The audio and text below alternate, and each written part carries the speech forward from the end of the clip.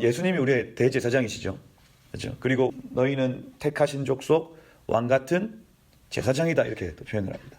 점점 더 이 제사장이라는 이 개념 자체가 범위 자체가 처음에는 모세였다가 아론과 그의 아들이었고 대제사장이신 예수님에게서 우리에게로 이렇게 확장되는 개념이 여기 지금 나타나고 있습니다. 그래서 우리 성도들은 어떤 존재들이냐? 이 땅에서 제사장과 같은 존재들이다. 이 제사장들은 이 땅에서 어떤 삶을 살아야 하는지를 나타내고 있고 어떤 선포를 해야 되는지를 나타내고 있다. 요게 이제 이번 주에 읽어 내려가면서 보아야 할 하나님의 말씀이라 하는 겁니다. 그래서 여러분 아모르라는 단어, 아모르에서 에모르로 바뀌었다. 명령형으로 바뀌었다. 제사장과 대제사장의 이야기를 한다. 하나님의 말씀을 대언하는 자, 어떤 모습을 해야 하는가? 이게 단순히 어떤 목회자 차원을 넘어서는 얘기죠. 여러분 말씀하다라는 이 단어가 따바르라고 적혀 있을 때가 있고 아마르라는 단어가 적혀 있을 때가 있습니다. 들어보셨어요? 따바르, 아모르 이렇게 되어 있습니다. 아마르. 이 따바르는 기록된 말씀, 말씀을 기록하다, 이제 사건들을 기록하다 할 때 이제 따바르가 사용되는데 천지창조 이런 것처럼 모든 사람에게 보편적으로 임하는 말씀이 따바르예요. 따바르. 그래서 요건 우리 인간의 상태가 어땠든지 하나님이 강권적으로 임하시는 말씀이 따바르입니다. 근데 아마르라는 단어는 달라요. 아마르는 왕, 선지자, 제사장, 이 아마르라는 단어는 음성으로 들려지는 말씀이라 할 수가 있습니다. 그래서 특별하게 왕 같은 사람들, 선지자 같은 사람들, 제사장 같은 사람들에게 주어지는 말씀을 아마르라고 얘기를 하는 것이죠. 그래서 듣는 사람의 어떤 행동과 어떤 삶을 보고 찾아오시는 말씀을 아마르라고 이야기를 합니다. 오늘 저희가 읽은 말씀을 보면 제사장들에게 일러라. 죽은 자를 만짐으로 말미암아 스스로 더럽히지 말라. 첫 번째, 시체를 만지지 말 것에 대해서 이야기를 합니다. 그런데 일반 제사장과 대제사장이 차이가 있죠. 일반 제사장은 어머니나 아버지, 그의 아들이나 딸, 그의 형제, 그의 자매로 말미암아는 장례를 치를 수 있다. 그런데 그 10절 이하로 나타나는 대제사장은 부모로 말미암아서도 그럴 수 없다. 이렇게 되죠. 왜냐하면 4절에 이제 이유가 나옵니다. 제사장은 그의 백성의 어른인즉 이렇게 되습니다. 이 어른이라는 단어가 바알이라는 단어로 기록하고 있고 결혼시키는 자라고 의미합니다. 결혼시키는 자. 그래서 여러분 제사장, 레위인 이런 사람들은 밭을 소유할 수가 없었습니다. 왜 그러냐면 이 사람들은 밭을 기경하는 사람들, 그냥 땅을 기경하는 사람들이 아니라 사람들의 마음밭을 기경하는 사람이라는 거예요. 그래서 바알이라는 단어를 지금 사용한 것도 마찬가지입니다. 거룩한 신부로 신랑이신 예수님과 혼인시켜야 하는, 결혼시켜야 하는 입장이라는 거예요. 그래서 이 사람들은 자기의 삶보다 이 둘 관계를 연결하는 것이 훨씬 더 중요하다는 겁니다. 백성과 하나님 사이에 중재자로서 지금 서 있다는 겁니다. 그래서 이 자신의 감정으로 이렇게 살 수 없다. 그죠? 감정대로 살 수 없는 자, 또 자기의 상황대로 살 수 없는 자, 특별히 대제사장으로 부름받았을 때에는 자기 삶이 아닌 거예요. 이 백성의 마음 깊은 곳으로 들어가고 하나님 마음 깊은 곳으로 들어가. 이 중보자 아닙니까? 중보자. 그래서 내가 느끼는 감정, 내가 지금 내 앞에 펼쳐지는 상황, 이 모든 것들을 자신의 것으로 받아들이지 않고 이것이 백성의 상태구나, 이것이 하나님의 마음이구나 하고 그것을 체득하는 사람이라는 겁니다. 체득하는 사람. 자기 아버지가 돌아가셔도, 자기 어머니가 돌아가셔도 그 일 때문에, 내 스스로의 감정 때문에 아파할 수 없는 상태를 이 제사장의 상태라고 이야기를 하는 거예요. 중보자의 상태입니다. 내 삶에 왜 이런 일이 일어나지?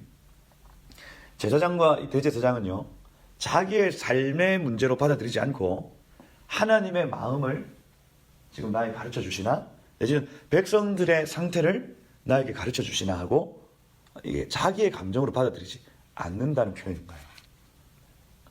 그래서 어떻게 하면 백성들의 마음을 기경할 수 있을까에 대해서 고민하는 사람들인 겁니다.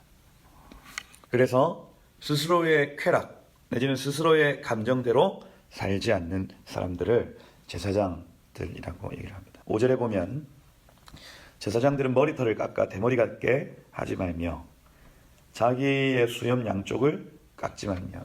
여러분 유대인들 여기 이렇게 머리 이렇게 내려온 거 보셨죠? 이거를 이제 아버지나 어머니 자기 가까운 친족이 있으면 이걸 자릅니다, 여러분. 그러니 이 장례 때에 너의 슬픔을 표현하지 말라는 겁니다.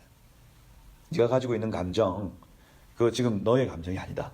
정말 쉽게 얘기하면 그들의 감정조차도 주님의 것이다. 이렇게 표현되어지는 겁니다. 감정조차도 주님의 것이다.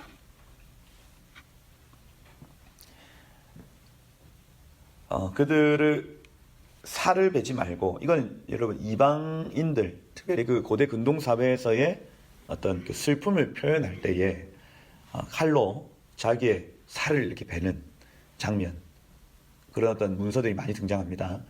왕이 죽었거나 이렇게 했을 때 신하들이 자기의 피부를 이렇게 칼로 베는 행위들, 이 전부 다가 장례 때의 슬픔을 표현하는 행위인 겁니다. 살을 베지 말고. 6절에 보면, 왜냐하면 그들은 그들의 하나님께 대하여 구별된 자들이기 때문이다. 그들의 하나님의 이름을 욕되게 하지 말 것이고, 그들은 여호와의 화제에 그들의 하나님의 음식을 드리는 자이기 때문이다. 그들은 구별되어져야만 한다. 이렇게 기록하고 있습니다. 그리고 부정한 여인, 이혼당한 여인을 취하지 말지니, 이렇게 되죠.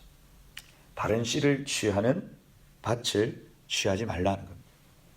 그래서 여러분, 이건 이스라엘 상태를 의미하는데, 하나님 우리 씨이신 예수 그리스도의 말씀을 받아 살아야 되는 이스라엘 백성이 다른 씨를 받아 살면 이걸 간음한 여인이라고 평가합니다.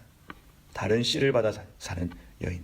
제사장은 그런 여인을 취하면 안 된다는 거예요. 취하면 안 된다. 오직 신랑의 말씀만 받을 준비를 하고 있는 여인을 취해야 된다. 그리고 8절에 보면 너는 그를 거룩히 여기라. 그는 내 하나님의 음식을 드림이니라. 너는 그를 거룩히 여기라. 너희를 거룩하게 하는 나 여호와는 거룩함이니라. 하고 이 제사장들을 구별되이, 그 사람들을 구별되이 생각하라는 겁니다. 여러분, 제사장을 오늘날로 치면 제가 아까 말씀을 드린 대로 중보자입니다. 중보자. 중보자는 백성들 사이에 구별되어서 하나님의 마음을 헤아려 알고 백성의 마음을 헤아려 아는 자를 의미합니다. 그래서 이들의 삶의 모든 감정, 이들의 삶의 모든 환경을 자기의 것으로 받아들이지 않고 백성의 상태와 하나님의 마음으로 받아들입니다. 그렇게 함으로써 백성들에게 찾아가 자기의 중보의 상태를 알리는 겁니다. 내가 지금 이런 감정이 드는데 아무래도 너의 상태인 것 같다 하고 가르쳐주는 역할을 합니다. 결국 이 제사장들 속에서 선지자들이 일어나고 제사장들 속에서 교사들이 일어납니다. 말씀으로 그 마음을 가르치는 자, 아버지의 마음을 헤아려서 그 음성을 따라 백성들을 가르치는 자, 이것이 곧 교사요 선지자라는 겁니다. 제사장은 부정함이 없는 자, 흠이 없는 자, 처녀를 아내로 맞이하는 자. 아까 제가 말씀을 드렸는데 아마르라는 요 단어가요, 영어로 치면 A, M, R이지 않습니까? 아마르, 이렇게. 이게 이제 히브리어로 이제 보면은 AM이라는 단어가 이제 M이라는 단어입니다. M이 이제 히브리어로 하면은 어머니라는 뜻이고, 뒤에 R 하나 나와 있는데 이 루아흐라는 단어로 이제 영이라는, 이렇게 어미의 영, 이렇게 표현, 이렇게 해석하는 그룹들이 또 있습니다. 그래서 잉태케 하는 영, 말은 잉태케 하는 영으로서 말이 영적이다라는 사실을 나타내고 있다라고 봅니다.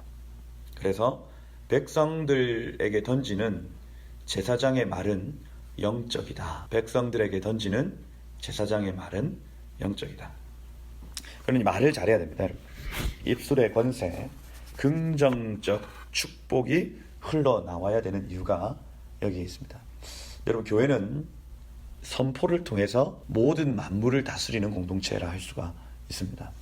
하나님이 천지 창조 때에 말씀으로 이 모든 것을 창조하셨던 것처럼 교회는 선포를 통해서 모든 만물을 다스리는 권세를 가지고 있습니다. 그래서 더욱 이 교회는 우리의 입술에서 나오는 이 말에 대해서 굉장히 조심해야 돼요. 그래서 교회 성도들이 막 하는 말들을 들어보면 이 교회가 얼마나 영적인 교회인지를 알 수가 있는 거죠. 알 수가 있다. 그래서 어미의 영으로, 잉태하는 영으로 선포해야 된다. 아마르, 이걸 헬라어로 번역하면 레마입니다. 레마. 그래서 하나님의 말씀을 듣고 그것을 선포하고, 아마르에서 에모르 하는 겁니다. 이해가 되시죠? 하나님의 음성을 듣고 에모르, 그 말대로 선포하는 거예요.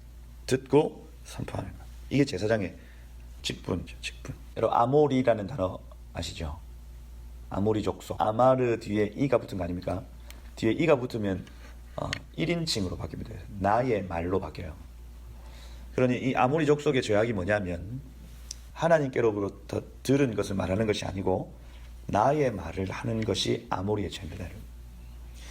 이 제사장이 하나님께 들은 걸 얘기하지 않고 아모리, 자기의 말을 하기 시작하면 이게 엄청난 불행을, 죄를 가지고 온다는 사실도 기억해야 할 것입니다. 그래서 아마르 하지 못하도록 방해하는 존재가 아모리 족속이다. 10절에 보면 자기 형제 중 관유, 불관자에 기름 유자거든요. 기름 부음을 받고 위임되어 그 예복을 입은 대제사장은 머리 풀지 마라. 그의 옷을 찢지 마라. 그 머리에는 기름이 남아있고 그의 옷은 거룩한 예복이기 때문이다. 어떤 시체든지 가까이 하지 말지니 그의 부모로도 더럽게 되지 말라. 그의 성소에서 나오지 말라. 하나님의 성소를 속되게 하지 말라. 거룩한 관유가 그의 머리 위에 있다. 기록하죠. 그러니 성결해야죠. 그러니 자신의 감정대로 살 수 없는 것이죠.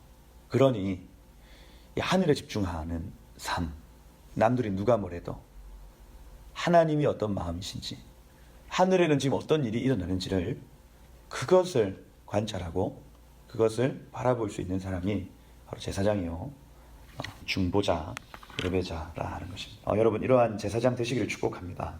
제사장의 복 어마어마합니다. 아브라함은 이 땅에서 살 때 중보자로, 예배자로 살았고, 모세 역시도 이 땅에서 살 때 중보자, 예배자로 살았으며, 수많은 믿음의 선진들이 이 갈망이 있었습니다. 백성들의 마음을 헤아려 알고 하나님의 마음을 헤아려 알아.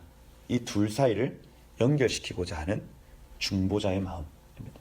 여러분, 나시린 제도라고 자기가 1년이든 2년이든 하나님 앞에 제사장처럼 살기를 원합니다라고 고백하면 그에게 기름 붓고 1년, 2년 동안 자기의 감정대로 살지, 머리를 자르지 말 것과 포도주에 취해 살지 않을 것과 시체를 만지지 않을 것을 결단합니다.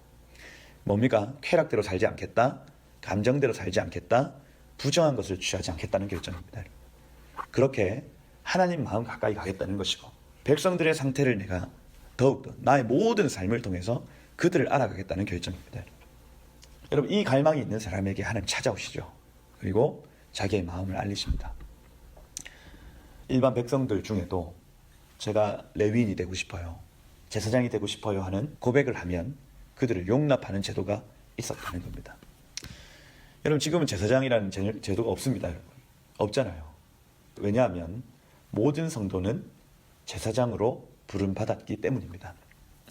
그래서 우리가 더욱더 하나님의 마음을 침노하기 시작하면 우리에게 하나님은 너 참 왕같은 제사장이구나 하고 말씀하시기 시작하더라 하는 거죠. 천국을 침노하시길 축복합니다. 더 하나님의 마음으로 진격하시고 그것을 찾으시길 축복합니다.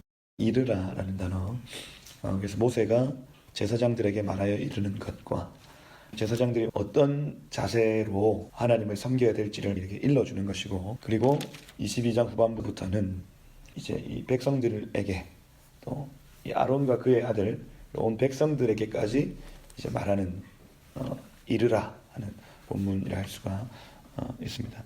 그래서 우리가 제사장으로 부름을 받았다. 그래서 제사장의 행동 원리가 어떤 것이냐, 21장, 22장에 말하는 것이고, 그리고 제사장이 선포해야 될 것이 무엇이냐?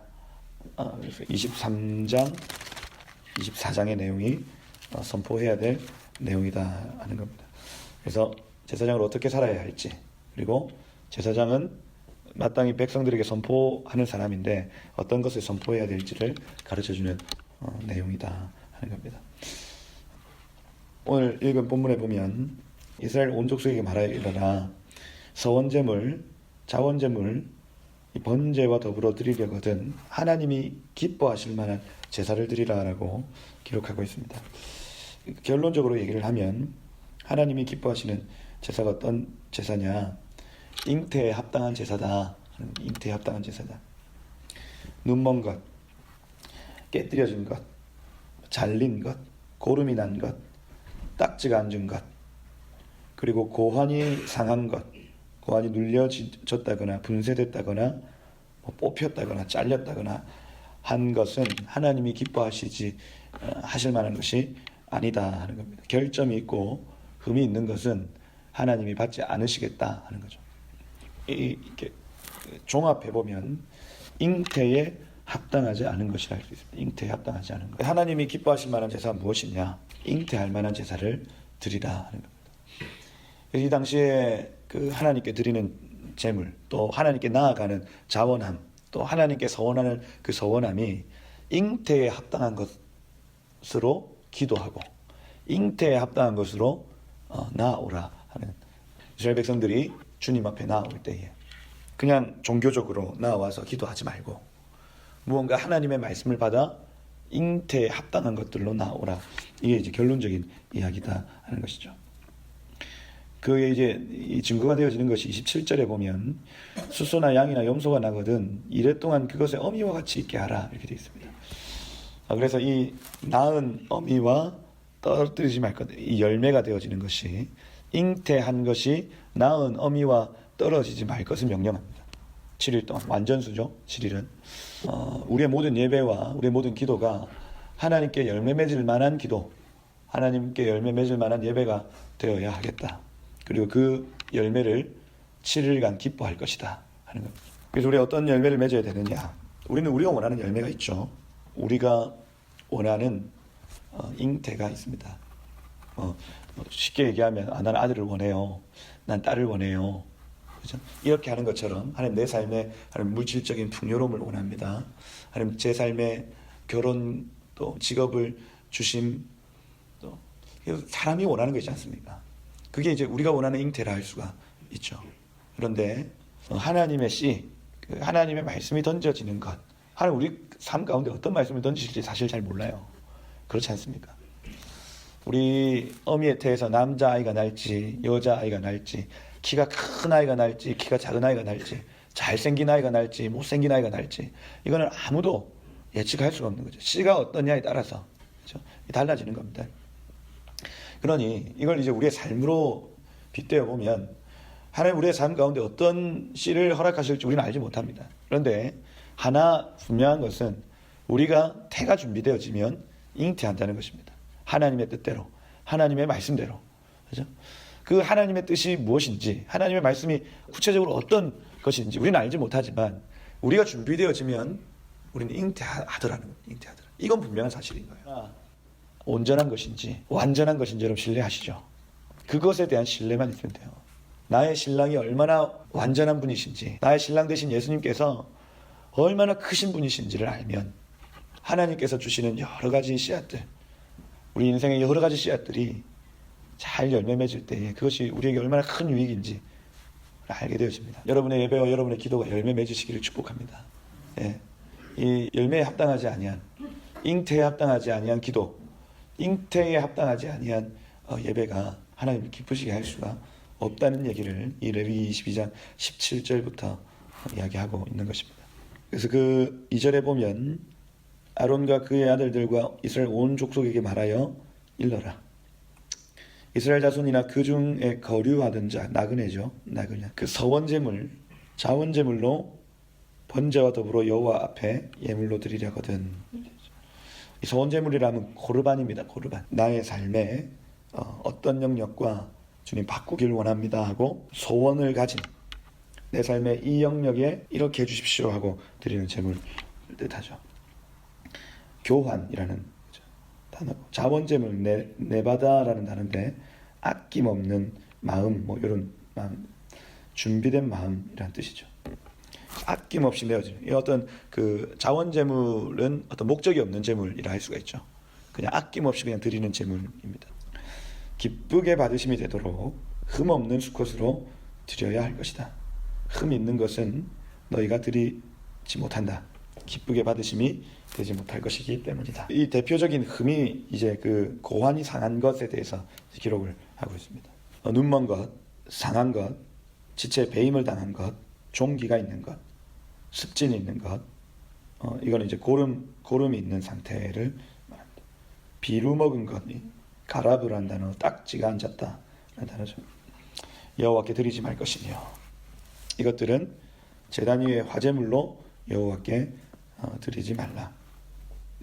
이렇게 가까이 접근하면 안 된다는 겁니다. 하나님 앞에, 신랑 되신 그분 앞에 이렇게 그 흠이 있는 상태로 들어가면 안 된다 하는 것이죠. 그래서 이 제물에 해당하는 것은 왜 드리냐면요, 하나님 드십시오 하고 드리는 겁니다. 하나님 드십시오. 이건 하나님께 드리는 음식입니다 하고 드리는 제물이 바로 이러한 제물이죠. 제가 저번에 음식법 말씀을 드릴 때 음식을 먹는다고 하는 것은 연합을 의미한다라고 제가 말씀을 드렸습니다. 그래서 음식을 먹는 존재와 그 음식이 연합되어짐을 나타내죠. 그러니 이 돼지, 구분 갈라졌지만 되새김질하지 않는 것을 부정하다 하고, 왜냐하면 연합을 나타내기 때문에 나는 이 되새김질하지 않는, 묵상하지 않는 짐승과 연합할 수 없다 하고 그 음식을 먹지 않는 것입니다. 근데 오늘 이 본문에서 보면 양과 소와 염소를 주님 앞에 드릴 때 고름 있는 것 내지는 눈먼 것 이런 걸 여호와 앞에 드리면서 드십시오 하는 겁니다. 이거 합당치 않다는 거예요. 합당치 않다. 여호와와 그 이 드리는 이 제물이 연합될 것을 기억하고 드리라는 거예요. 연합될 걸 기억하고. 그리고 그 씨를 내가 받는 것입니다. 여러분. 그 씨를. 그러면 눈먼 것을 드리면 눈먼 것이 돌아오는 겁니다. 고름 있는 것을 드리면 고름 있는 것이 돌아와요. 이게 여호와와 연합된 그것을 통해서. 이게 우리의 예배요, 우리의 기도. 좀 곤란하겠죠? 곤란합니다. 여러분의 예배와 여러분의 기도가 흠이 없는 정결한 예배와 기도가 되시길 축복해요. 단 한 가지입니다. 우리가 할 수 있는 건 단 한 가지예요. 태를 준비하는 것입니다. 그저 온전한 태를 준비하여서 하나님, 날마다 주님께 가까이 나아갔을 때에 주님 안에 있는 그 선하심만 흘러내려오도록 정결하게 주님 앞에 나아가. 어쩌면 가장 좋은 것을 주님 앞에 드린다고 하는 것은 이 정결한 예물과 같이 제 삶 가운데 이 정함이 내려오길 원합니다 하고 고백해드리는 예물이라 할 수가 있습니다. 우리가 드리는 것 그대로 주님이 흘려보내신다. 27절에 보면 수소나 양이나 염소가 나거든 이래 동안 그것의 어미와 같이 있게 해라. 여덟째 날 이후에는 여호와께 화제로 예물을 드리면 기쁘게 받으심이 되리라. 암소나 암양 막론하고 어미와 새끼를 같은 날에 잡지 말지니라. 교차하여 두지 말지니라. 이렇게 되어 있습니다. 요 두 구절은 이제 어미와 새끼에 대한 규례라 할 수가 있는데, 먼저는 새끼가 나면 짐승이라 할지라도 7일 동안 그 열매를 기뻐할 기간을 주라는 겁니다. 이 아이를 기뻐하고 자기 태에서 난 이 새끼를 즐거워할 기간을 주라 하는 거예요. 이제 31절부터 이제 본질적인 얘기를 하죠. 너희는 내 계명을 지키고 행하라. 이게 이제 태를 준비하고 하나님의 계명을 이제 받는 살, 이제 열매 맺는 삶이죠. 나는 여호와니라. 너희는 내 성호를 속되게 하지 말라. 이 할랄이라는 단어인데 찌르다 내지는 찢다, 저주하다 뭐 이런 의미죠. 여호와 이름을 찢지 마라. 나는 이스라엘 자손 중에서 거룩하게 함을 받을 것이니라. 나는 너희를 거룩하게 하는 여호와, 너희의 하나님이 되려고 너희를 애굽 땅에서 인도하여 낸 자니 나는 여호와니라. 이렇게 되어 있습니다. 그래서 앞에 있는 얘기들과 연결시켜 보면 나는 너희의 신랑이다. 너희를 거룩하게 구별하여서 내 백성으로 삼은 난 너희의 신랑이다 하고 말씀하시는 겁니다. 그분이 유일하게 원하시는 것이 있는데 무엇이냐면 계명을 지켜 행하는 것입니다. 내가 말씀을 던지면 너희는 이것을 받아서 이것을 지키는 삶을 살아라. 그러면 반드시 너희의 삶에 열매를 맺는다. 예배입니다. 영적인. 이 하루의 삶, 여러분의 시간이 열려 있고요. 하나님의 말씀이 주어집니다. 여러분이 기도할 때에 말씀은 두 가지죠. 토라와 이므라입니다. 토라는 기록된 말씀이요. 이므라는 아마르라는 단어. 우리가 오늘 본문처럼 하나님의 들리는 내적 음성입니다. 그래서 이 기록된 말씀과 주님의 말씀하시는 내적 음성으로 오늘 이 한정된 시간을 쓰는 겁니다.